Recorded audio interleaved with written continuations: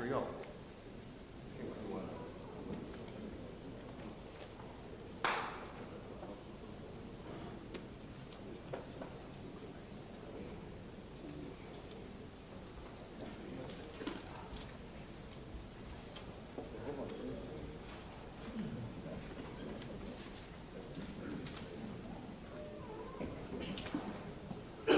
Okay. Okay. So my subject here was organizing a club to meet the needs of both the elite and recreational player. They tried to keep it nice and short for me, so I didn't have to speak too much.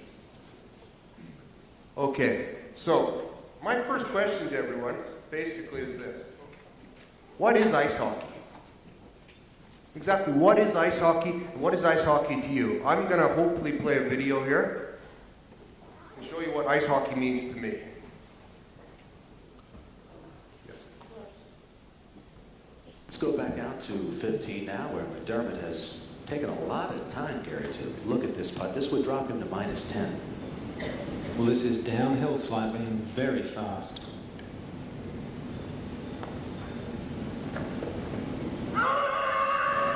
There's Davis. He makes the save and quickly clears. Very smoothly done. For you who can't read English, golf would be better if it was hockey. It's splendid effort from the owner. Yes, we're here in the pavilion at Manhattan Beach, and you're looking at Christy Ellison. She's up now in the 10th frame. Needs 2 strikes to win the match. Just like that, she got a great break, a crossover, but she'd like to have this final strike. And she was striking a bunch in practice. Well, she has to be disappointed, did not throw a good shot, and she ends up with a very difficult spare. Can you imagine that?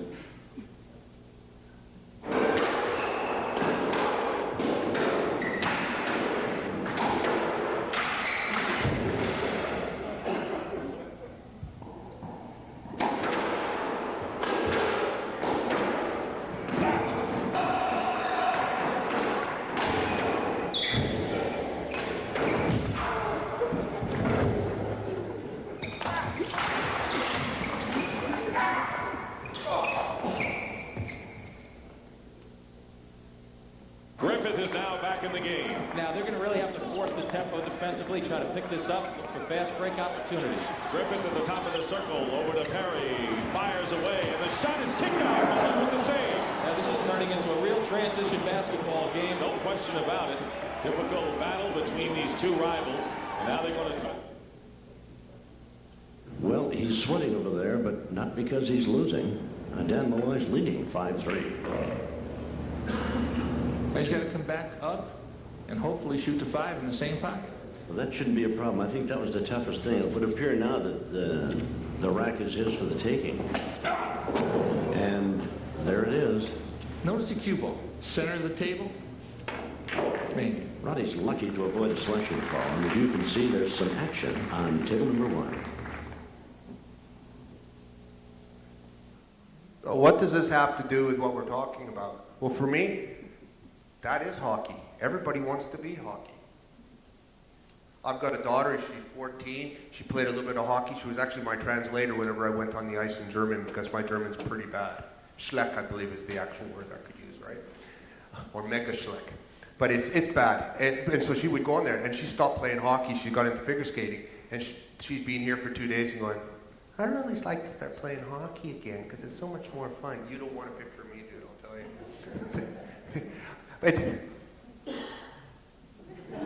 All right, so but it is the best game in the world. I'm lucky. I've made my living out of it for the last 10 years. A lot of us are involved. It's not about money, but it's about the fun that we have and about the involvement that we have. And that's what, for me, a hockey is. And that's why hockey is the best sport in the world. So, my title, whatever it is, you probably have a piece of paper and it'll tell you this. I prefer to look at it like this: building your club to meet the needs of all your players. Now we're talking about a club system of probably from U6s, as Robert was talking about, right up to probably professional. What this basically comes down to is this. See if this works? Yes, it does. Yep. The European club structure, football, soccer, they have academies where they draft, they somehow find kids when they're just before they're born, they sign them to these academies and they bring them in, and then they have them and teach them, and they try and bring through at least one player so they don't have to spend too much money on players. And that's what happens. Well, hockey is very much the same in Europe.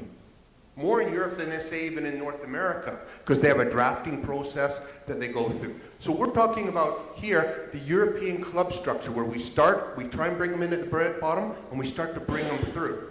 But guess what? When you bring them in at the bottom, you're not bringing in national team players, NHL players, or anything like that. You're bringing in 5- and 6-year-old children. Mom and dad think you're bringing in NHL players and national team players. But what you have to realize, to start with, we have to bring in the amount of players and bring them in and try to develop them through. Whole idea with a club. One identity, one club where everyone is welcome. This is what we're trying to do. Whether it's the mums, the dads, the player who is only there because he really likes the color of the shirt, the one that's there because his mom and dad used to play hockey and he should play hockey, the one who's just discovered hockey, the one who's 14 years old, and of course, during our structures, a 14-year-old kid who's never played hockey before is never going to do anything. Really? Think about it. I'll give you some examples later. All are treated equal. They come, they all get the same kind of training to teach them to move forward, how to get better, how to improve. A place where their parents and their families want to be and want to stay. They don't move like nomads. Oh, we're in this club, but then we'll go over to this club over here. It doesn't matter if it's 450 kilometers away. Well, then we'll go over here because this place is better. And, well, that does happen. I came from Britain, and that, especially around the London area, happens all the time. Do you really think it's right that we start running our 10 and 11-year-old children all over the place? If you can get a club that stays together, benefits and rights for all members. What I'm talking about in benefits and rights is that the senior players get so many benefits and rights. Some guys get paid, some guys get free equipment. Now, we don't give that to everybody, but as you get better and you work hard and you earn, you get an opportunity that you get something out of being there. More available for the higher levels. So what I'm trying to say is, for your under 10-year-old children, you shouldn't be buying them all their equipment. First of all, it's expensive. Second of all, they grow real fast, so they need to buy new stuff anyway.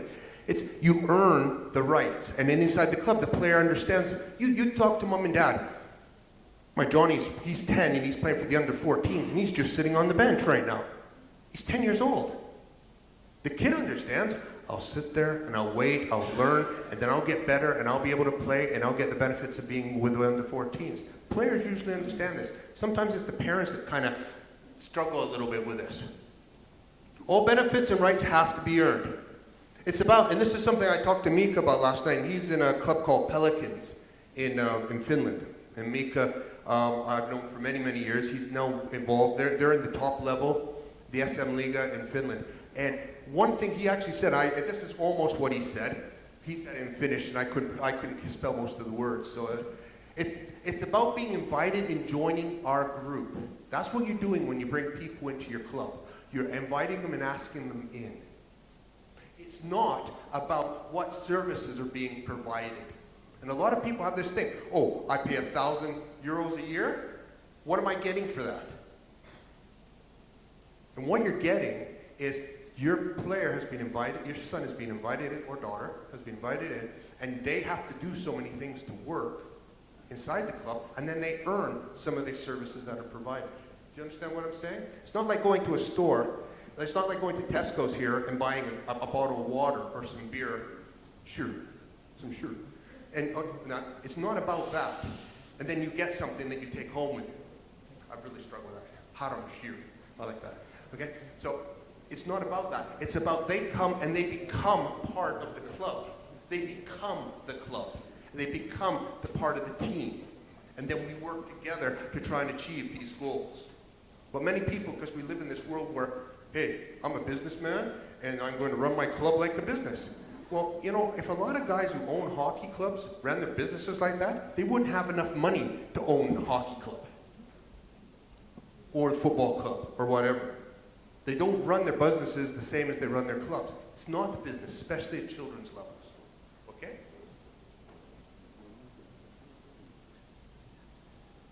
Recreational versus the elite. These are two different playing levels, of course. They're also two different commitment levels from the players, especially from the parents to start with, but from the players. They're two different levels in many, many different stages. Many see these as impossible to work with and conflicting, where we cannot have a team with some kids who are recreational and some youngsters who really want to be the best player in the world. Well, if you don't, then you don't have a team. How many people here coach under 12s? No, say 14 and unders. Anybody coach those? Yeah, okay. How many of those guys are elite hockey players? Half the team? The whole team? I see no hands up, so that's obviously a no. Yeah.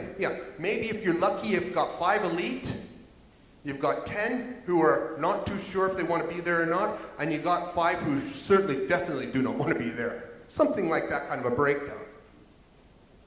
That's the way it is in almost every club, every team, especially in Europe. And that's why it's very difficult for people coming from big nations like Canada, Czech Republic, coming into smaller nations like, I'll say, Great Britain, even Hungary. Oh, I can't work with all these different levels. I've got a beginner on the ice, and I've got a national under-18 player on the ice. Well, welcome to reality. That's what we have to work with. If you don't have some of these people who are only going to be recreational players in your sport, on your team, you're not going to have a team. So I've got one down here near the bottom. I'm not going to skip these. But, okay. You need third liners on a team. You can't have 3 lines of first liners.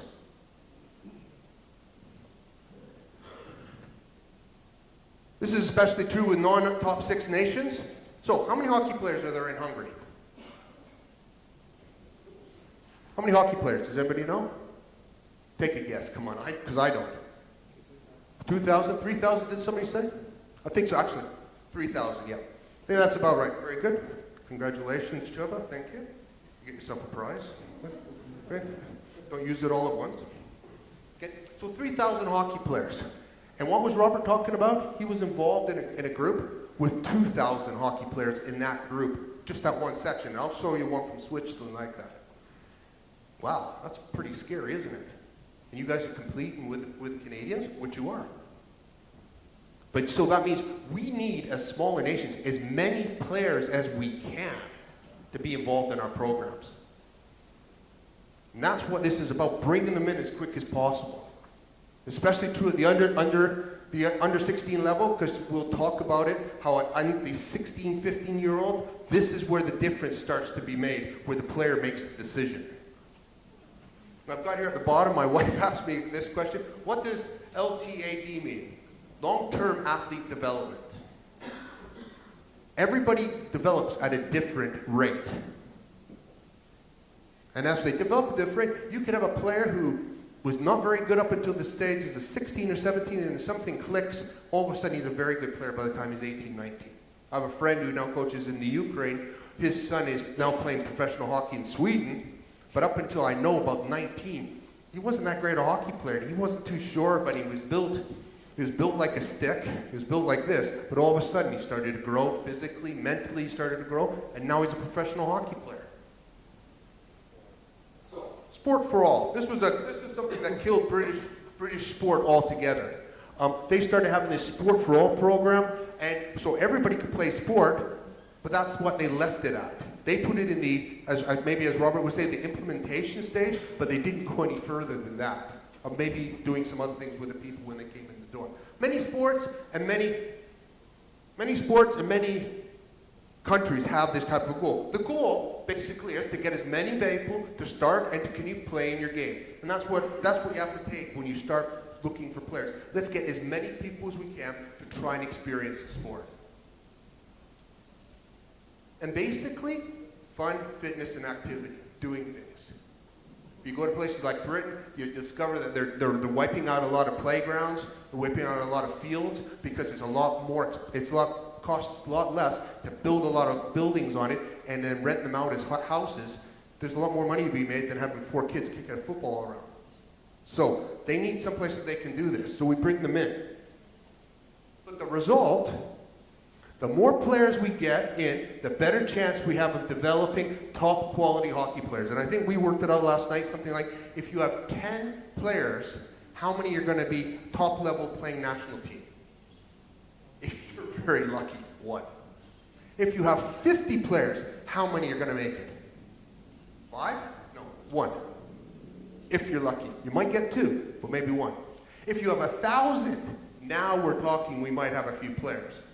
We might have a few things that we can actually do, and that's the way it is. So it's about bringing everybody together, but keeping them all together too, as part of your club. So let's start at the beginning. I'll be really quick for this one. Why do players play? Any ideas? Exactly. Fun. That's exactly right. Players play for fun. And you know what happens if they don't have fun? They go someplace else. There's nobody with a gun against a kid's head saying you have to play hockey, water polo, which I know is huge. They're not here. They play for fun. So basically, right through, and you can say, oh yeah, but pro players, they play for money. Yes, the financial benefits and all those other benefits start to come into play a little bit more. But if a pro player is not having fun anymore, then he's going to think about going and doing something else, going into another part of the sport or another thing altogether. So remember, fun is most important. If guys aren't having fun, they're not going to be there. The other 4 things, they want to be good. That's affiliation, about making friends and being part of the team. Guys want to be there and be part of a team, and that's one of the things that we work on a lot in hockey. Everybody being together, team sport, the feeling of experience of playing, because it's not an easy game to play. How many other sports do you have to learn a skill, like skating, before you can actually play the game, like playing hockey? Can you think? I can think of 2. Can anybody think of any? Water polo, that's right. How they got those horses to swim like that? I don't have a clue. Water polo, forget it, bad joke. Okay, the other one, darts. You ever seen darts? You have to be able to drink 15 times before you can throw the dart. And how they can do that, I don't know neither. Yeah, water polo is probably the only other sport as well as hockey. Okay? And then the final thing down the bottom is recognition. These are put in pretty much the right order for children. This changes, of course, in the way it goes, and the success and recognition can move up as the player gets paid or whatever, but this one is always constant. If you're not having fun, why the hell are you doing it? So remember that. Players need to be having fun. So, this is from our recruitment program, which the Hungarians Federation have used, and we've used quite a bit too, along with their program. Recruit the children, sell the parents. The parents make the intellectual decision. The kids just want, ooh, this looks like fun, let's try it. Explain the benefits. Did you know, and you know what I learned from this program? And this I hope helps you. I learned a couple of things. First of all, people think hockey is very, very expensive, which it is, comparatively compared to skateboarding. And they think it's very, very dangerous and rough and aggressive and horrible. More people get hurt skateboarding, percentage-wise, than they do in hockey, especially at youth level. At youth level, we don't allow fighting. Fighting, throw a punch, they're gone.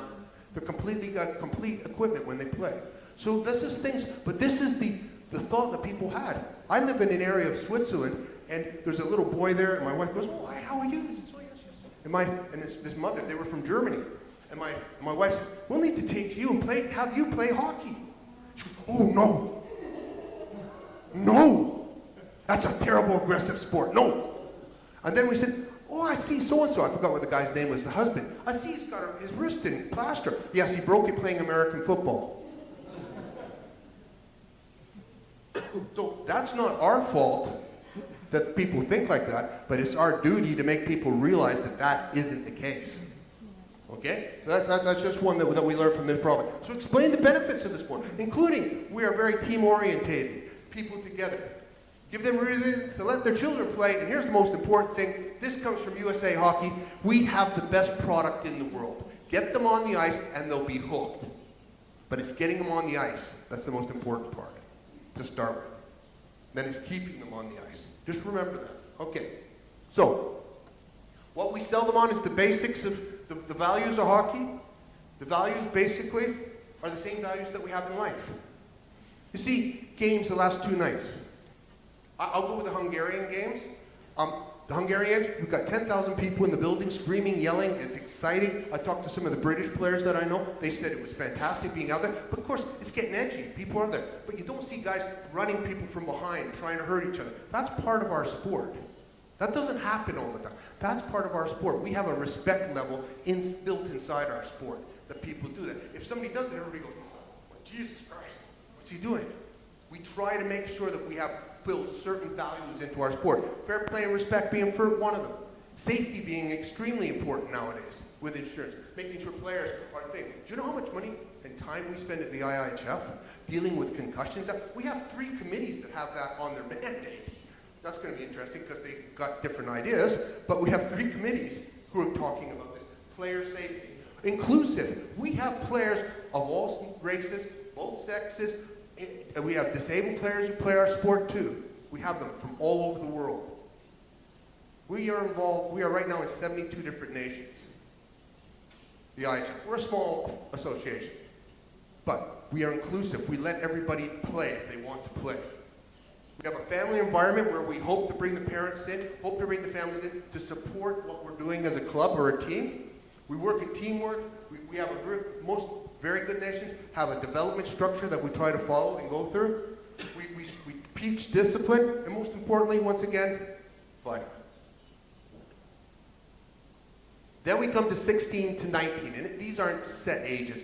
You're talking 14, 15, 16. This age here is when the players, this is the age when players make a commitment to develop towards being elite or decide, I've got other things to do. What are the other things? For boys, girlfriends, drinking, smoking, schoolwork. I'll go positive now. There's a lot of other things they can get into. And then their commitment level starts going. Why? Because mom and dad might think, I don't want to take him to the rink anymore. He's got to make that commitment himself. Okay? So this is at the age that we start understanding. This is what happens here. Making this transition from youth hockey to senior hockey is very, very tough because there is so much for them to learn now. Because I'm not playing against a 16-year-old and I'm 16. I could now be playing against a 20-year-old. Or if I step up with 2 or 3 levels, I could be playing against a 35-year-old veteran. There's many things for them to learn. And they have to do that to make this step successful. So, before and after. Doing under 16 hockey. What happens usually during the game? Does anybody have any thoughts? Is there usually 1 or 2 players on both teams that pretty much dominate everything, especially at the younger ages? Is that how youth hockey usually works? And everybody else, so it's like a 1 player skating like this, and 9 players like this following them, trying to follow the play. That's under 10 hockey. It becomes a little bit better at under 12 and under 14. So it isn't what we would call hockey as a senior level, but that's what kind of happens. Who are the best players? Usually, especially under what time, when do you have checking here? 14 and above? That's okay. Before you have checking, who are usually the best players? Usually the great big tall kids. Big, strong, nobody can get the puck off him because he's too damn big. He's trying to take the puck off his dad. Okay? So that's what happens to you think. This is why, at that age, girls are usually a lot better than the boys, because they're 1.5 to 2 years ahead. But what happens close to the age of 16? The other players start to catch up. That's why you don't get so many girls playing at that level, because now it's aggressive. The boys are bigger and stronger than the girls are. So that's it. Plus, sometimes you have a great player who's 12 years old, and he's had his best season when he was 12, and that's it, because as he gets older, everybody else catches up on him. He doesn't have all the skills to be able to keep being dominant. And how many games does an under 16 play? I don't know how many games an under 16 team plays, but let me ask you the question on the other side up here. How many games does your under 18s and under 20 teams play here? Is it close to this figure that the under 16s play, or is it more or less? More or less.